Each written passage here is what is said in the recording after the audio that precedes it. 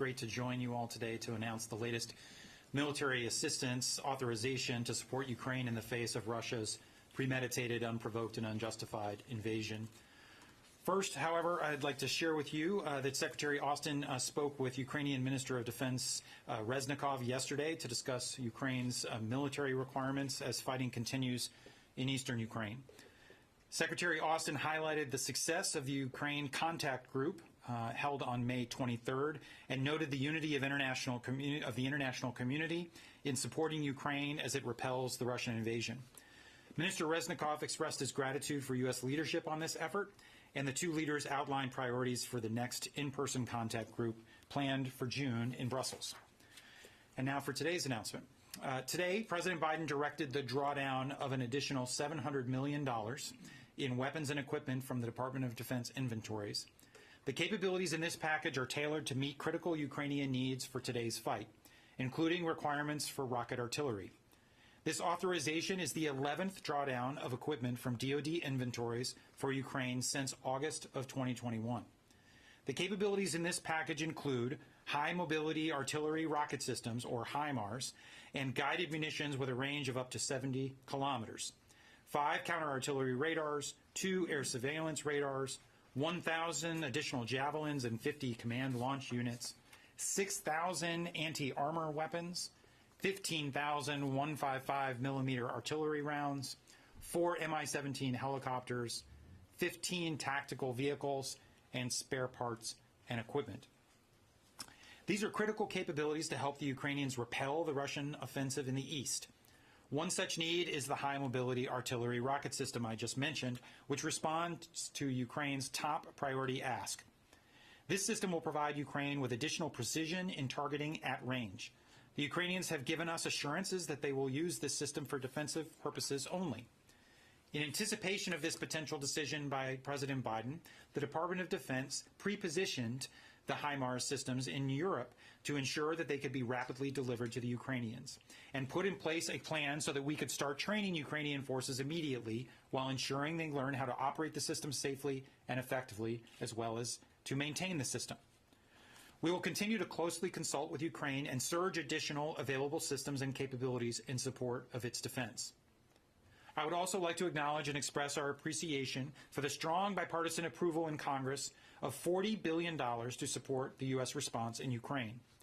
This additional support included $8 billion in additional presidential drawdown authority for security assistance, $6 billion under DoD's Ukraine Security Assistance Initiative, and $4 billion in State Department foreign military financing for Ukraine and countries impacted by the situation in Ukraine.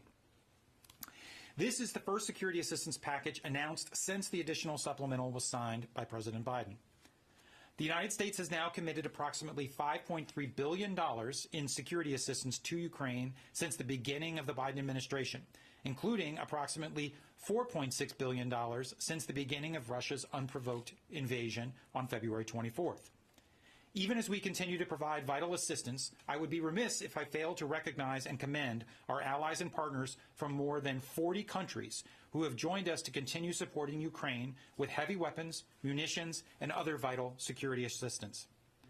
Our support for Ukraine and that of the international community remains unwavering. And finally, I want to thank our dedicated men and women, our service members, civilians, and contractors supporting the department's efforts. From the individual bases sourcing U.S. equipment to Transportation Command providing movement support, to our service members on rotation in support of our enhanced presence across U.S. European Command, to our own policy professionals here at the Pentagon, the department has come together in extraordinary ways to support this historic effort. Without our most valuable resource, the never-ending dedication and support of our employees and contractors, this response would not have been possible. And with all that, I'm happy to take your questions, and I think we're slated to start with Ben Fox from AP. Hi. Hey, Ben. Can you talk about how many and how quickly you can get these HIMARS into the hands of Ukrainian forces? Obviously, time is of a critical essence right now. Right, so the initial tranche of HIMARS systems will be 4. As I said, we've already pre-positioned the systems in theater so that we can deliver them expeditiously. think it's important to keep in mind, though, these aren't turnkey. These, of course, are systems that the Ukrainians need to be trained on.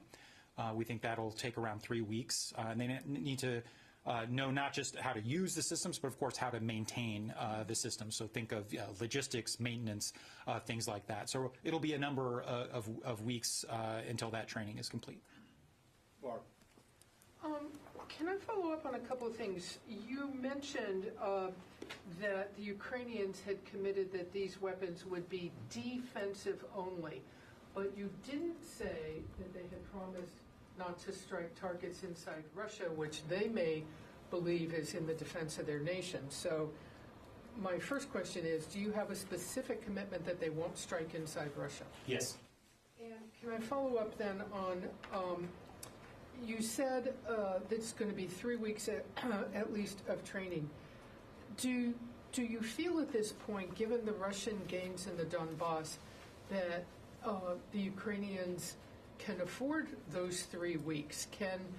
How do you push back against the gains the Russians may make in that time? And the administration's talking about this package in terms of putting the Ukrainians in the best possible position at the negotiating table.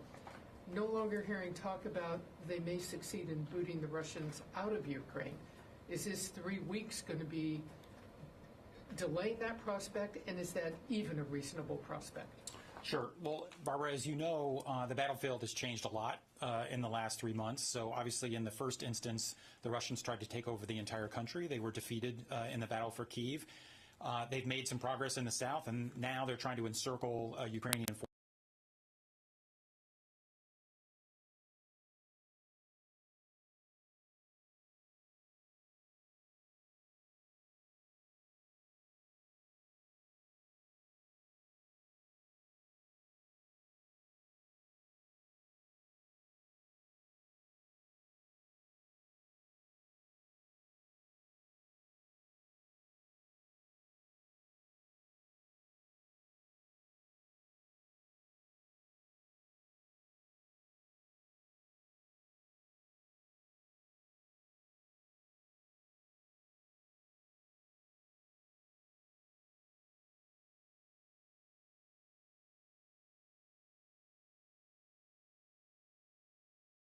Precisely target the types of things they need for the current fight. Is 3 weeks too late? I don't think so. David Martin. Defensive purposes only.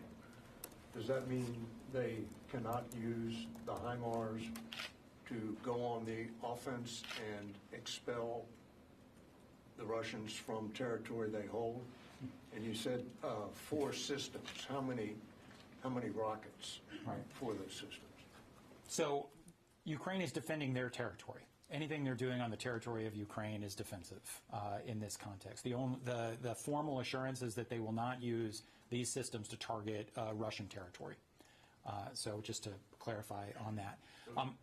Go ahead. Anything they do with these weapons on their territory? They are defending, they have the right as a sovereign nation to defend their territory. They didn't start this war, the Russians did. And the Russians are on the offensive. If the Ukrainians are pushing them back from Ukrainian territory, so for example, the Ukrainians made a recent push into Kherson. If they push back along the line of contact in the Donbass, we would consider that defensive. Just go over to the phone. On the number of systems. I'm not going to go into the total number of munitions. I would emphasize, however, so there are 4 systems, but we are providing them an initial tranche of munitions. It's important for them to get trained on the systems, to get familiar with the systems. We will be in a position to rapidly surge additional munitions as appropriate and the battlefield evolves. Just go over the phones real quickly. Jack Dutch from Foreign Policy. Jack, are you there? Now, can you hear me? Yep, there you go. Hello? We got you. Ukrainians have been asking for the system for about 2 months now. I'm just curious why the decision took so long on the U.S. side. Yeah, well, so the conflict or the current stage of the conflict is about 3 months old, and the nature of that conflict has shifted, and the priorities the Ukrainians have had and what we've thought have been most relevant to enable the Ukrainians to push back has changed over time. So in the initial phase of the conflict, especially as the Ukrainians were trying to repel the invasion in and around Kyiv, the capital city, which was an existential fight for the heart of the country, we were really emphasizing anti-armor systems like the Javelin systems, anti-air systems like Stingers, but also other medium and longer range air defense systems alongside our allies and partners. And that assistance proved decisive in stymieing the Russian attempt to take Kyiv. The Russians were defeated in Kyiv. As the conflict shifted to the east, as I said, it's become an artillery duel. The challenge the Ukrainians had is that they relied on Soviet legacy systems, and there was a certain point in which it became impossible for the United States, even working with our allies and partners who also had Soviet legacy equipment, to resupply the Ukrainians with the artillery systems and ammunition they were accustomed to using, which meant that the priority was to shift them towards, in this case, 155 millimeter artillery systems. We've been providing them the M777 howitzers. So that was, as the fight shifted to an artillery duel, the first thing was to get these howitzers into the fight, and now we're shifting to HIMARS. Courtney? One quick thing on the training. You said it was about 3 weeks to train. Does that include the full training for maintaining the systems, or is that just for operating them? The training, it's not always the same Ukrainians who are being trained to operate and maintain, so you can do them both at the same time. So it's roughly 3 weeks to train them how to use the system, and maybe a couple of additional weeks for the maintainers, but that's what we're talking about here. And then one more on the use of it. So is it that the U.S. sees that if Russia is striking at Ukraine from inside Russian territory, that the Ukrainians cannot strike back inside Russia, how is that not considered defensive? And if Ukraine does use these weapons in what they see as a defensive way by striking inside Russia, are there any repercussions for them violating this agreement that they've made? It is true that the Russians are engaged in a number of standoff attacks from Russian territory. So think long-range missile systems or air-launched cruise missiles, those types of things. The core of the battle, though, right now is on Ukrainian territory in the east. The systems that we're providing, the HIMARS and the guided munitions that go along with them, will allow Ukraine to range any target they need for that fight inside Ukrainian territory. These systems would not be particularly useful to hit a Russian bomber launching an air-launched cruise missile, hundreds and hundreds of kilometers away anyway. So we think we're giving them the capability they need for this stage of the fight. And any repercussions if they do violate that? They've given us their assurances that they're not going to use these systems for striking Russian territory, and we trust the Ukrainians will live up to those assurances. Thank you for doing this. So we heard before the U.S. delivered the howitzer that this will make a difference in the battlefield. However, we've seen the Russians making advances in the Donbas, regardless of how you assess these advances. Now we're talking about 4 systems. I believe each one can carry 6 rockets, I think. So how much of a difference do you think 4 systems will make in the battlefield, and especially with the Russians' capability of actually targeting them? And then on the time frame of providing these systems, so between training and maintenance and fielding, what are we looking at here? How many weeks? Thank you. Yeah. So on the last question, I'm not going to speculate beyond what I've already said, which is it'll take a few weeks to train them on how to use them, and at the same time, you're training a subset of Ukrainians on how to maintain them. We have pre-positioned the systems in Europe already, so they should be able to be delivered expeditiously, but beyond that, I'm not going to go into timing. Look, no system is going to turn the war, right? This is a battle of national will. You have, tens of thousands, hundreds of thousands of men mobilized on each side. It is a grinding, hard conflict, and it's likely to be a conflict, we've said many times, that will stretch on for a long time.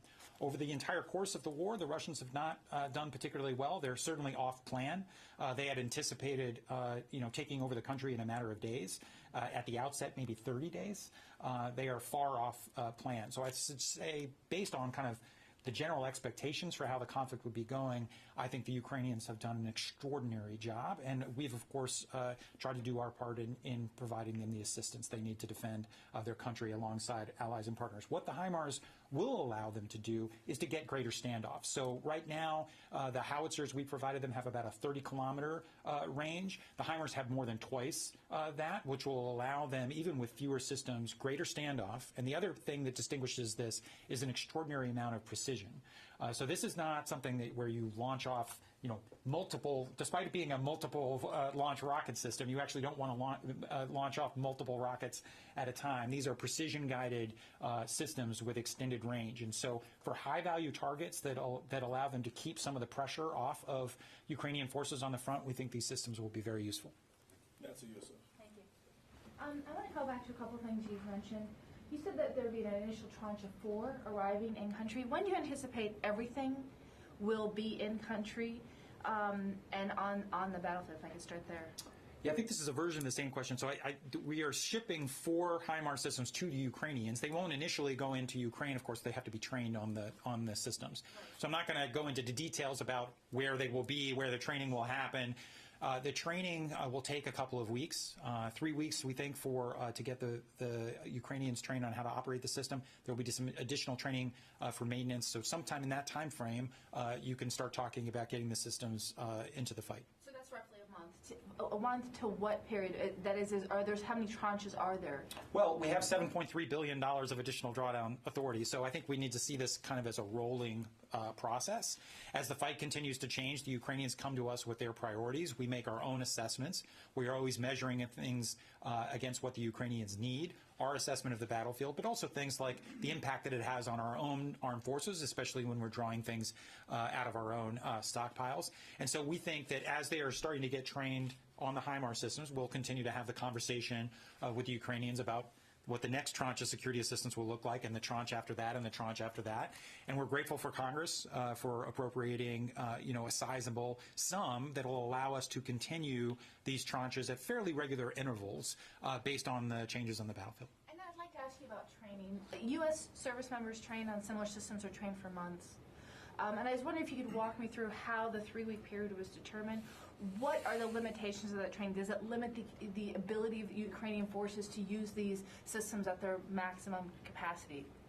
Yeah, I mean, I think, first of all, we're going to train them to the standard that is required for them to use these systems. I will say the Ukrainians have proven time and time again to be extraordinarily ingenious and quick learners. And so I think we've been able to speed things up in the training cycle based on how quickly the Ukrainians have learned systems and been able to integrate them into their activities. And so a special training course was put together specifically for these systems and the Ukrainians that would be trained. And our current assessment is that it's in the three-week-ish range. And it's not taking away anything from them? I mean, only time will tell, but I don't think so. I'm just going to go back to the phones. Eric Schmidt from the New York Times. Eric? Yeah, 2 questions. Two-part question. One is just at what level were these assurances given by the Ukrainian government? Did these go all the way up to President Zelensky speaking to President Biden? Yes. And more broadly, can you give us a sense of how you now are calibrating sending these kind of advanced weapons into Ukraine without the fear of provoking Russia, as has been a constant concern throughout? So the assurances have been given at multiple levels of the Ukrainian government. Secretary Austin has raised these issues with Minister Reznikov in their numerous calls. They're talking to each other once or twice a week. That has been true since the beginning of the conflict. But this particular assurance goes all the way to the top of the Ukrainian government, to include President Zelensky. On escalation, look, we are mindful of the escalation risk in everything we're doing associated with this. President Biden has made clear we have no intention of coming into direct conflict with Russia. We don't have an interest in the conflict in Ukraine widening to a broader conflict or evolving into World War III. So we've been mindful of that. But at the same time, Russia doesn't get a veto over what we send to the Ukrainians. The Ukrainians didn't start this war. The Russians did. The Ukrainians didn't provoke this war. This war was unprovoked. The Russians can end this conflict anytime they want. If they are wary of escalation, all it takes is one man to say stop, and they can do it. So We are mindful of the escalation risk, but in the first instance, we're focused on what we think the Ukrainians need for the current fight. Thanks, Eric. We've got time for just two more. Tara? Hi, Tara Patrick, that's one. I want to get back to the escalation question.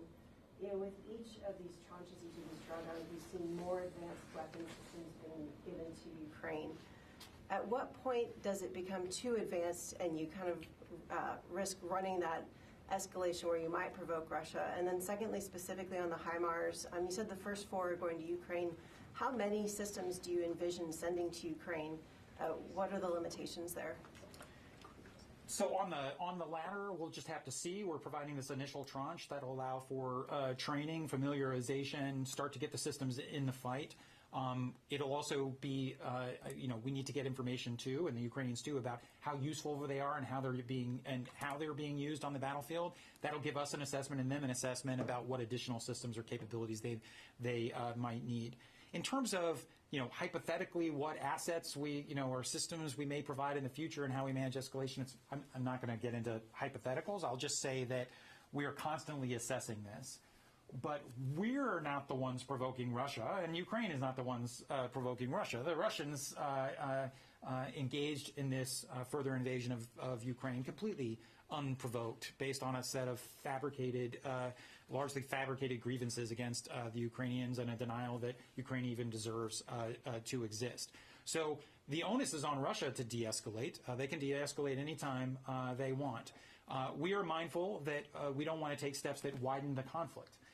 And so some of the assurances that we've asked for in the context of these particular systems are mindful of that, of not wanting these systems to be used to attack Russian territory. But the Ukrainians are defending their land, their territory, against an unprovoked aggressor. They have the right to defend that land. This is a super quick follow-up on the number of HIMARS. Beyond the 4, can you give us a ballpark sense of the capacity the U.S. has to send additional systems? I don't want to go into too much detail. We have a fair amount of capacity. We certainly have room to grow, but let's see how the battlefield evolves. All right, one last question, Nick Schiffer from PBS. Thanks very much.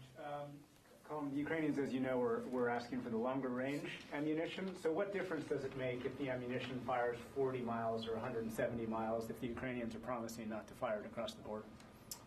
Yeah, I mean, we had back and forth with them, Nick, on this, and as we looked at the targets that they were looking to be able to go after on Ukrainian territory, and also have some additional standoff, we thought that the HIMARS with the Gimler's rounds, these guided long-range rounds with about a 70-kilometer range, could service any target that they needed precisely.